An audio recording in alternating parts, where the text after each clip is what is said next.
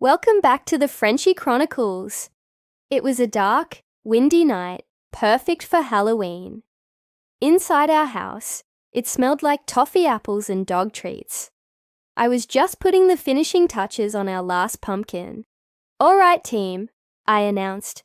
"Halloween prep is complete." But my team looked anything but ready. Old Alan was huddled by the radiator, wrapped in a blanket like a grumpy ghost, glaring at everyone. Fival, our ginger whirlwind, was meant to be a bat, but he'd already chewed one of his wings clean off. And then there was Bruce, our chunky bulldozer, standing in the middle of the room, dressed as a pumpkin and looking deeply unimpressed. Brooke couldn't stop laughing. "He looks like an orange meatball." Taylor was in tears. "Pumpkin Bruce, defender of snacks."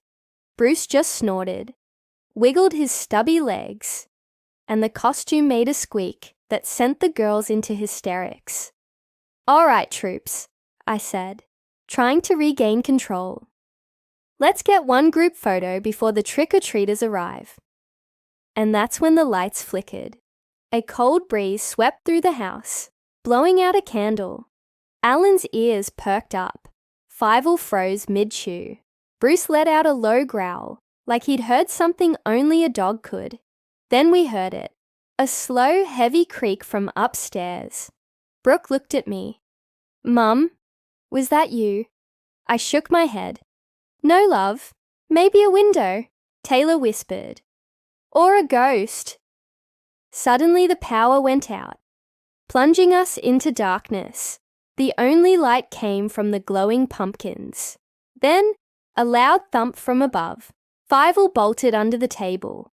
Bruce, however, waddled towards the stairs, growling like a brave, slightly overweight hero. "Stay here," I said, grabbing a flashlight. The beam shook as I started up the stairs, with the girls giggling nervously right behind me. Upstairs, the door to Brooke's room creaked open all on its own. A tall, hunched shadow moved across the wall. Bruce barked, deep and serious.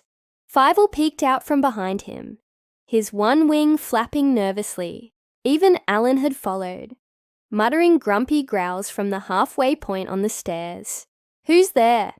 I called out, and then a high-pitched voice shouted, "Trick or treat."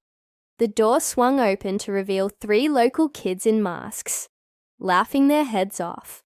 They'd seen the lights go out and let themselves in the back. I clutched my chest, then burst out laughing. "Oh, you little terrors!" But while we were all distracted, Bruce had found their candy bag. By the time we noticed, he'd devoured half a chocolate bar and was wearing a lollipop stick like an earring. "Bruce!" Brooke shouted. The chunky Frenchie froze mid-chew. Eyes wide, Taylor lunged, but Bruce took off, sprinting as fast as a round Frenchie could. Fival chased him, thinking it was a game. Alan barked encouragement from the stairs. Probably just happy someone else was in trouble, candy flew everywhere. Finally, Bruce flopped down in front of the biggest pumpkin and let out a long, loud burp. For a second, it looked like the pumpkin's flame winked back at him. The next morning, the living room was covered in candy wrappers. Bruce was still asleep in his pumpkin suit, and Fival was curled up in the empty candy bowl. Brooke yawned. "That was the best Halloween ever." I smiled, sipping my tea. "Next year," I declared, "we're dressing Bruce as a ghost." In his sleep, Bruce snorted, and from under the table, Alan muttered the closest a Frenchie can get to saying, "Never again." Thanks for watching another episode of the Frenchie Chronicles. If you enjoyed the chaos, don't forget to like, comment, and subscribe to see what trouble these 3 get into next.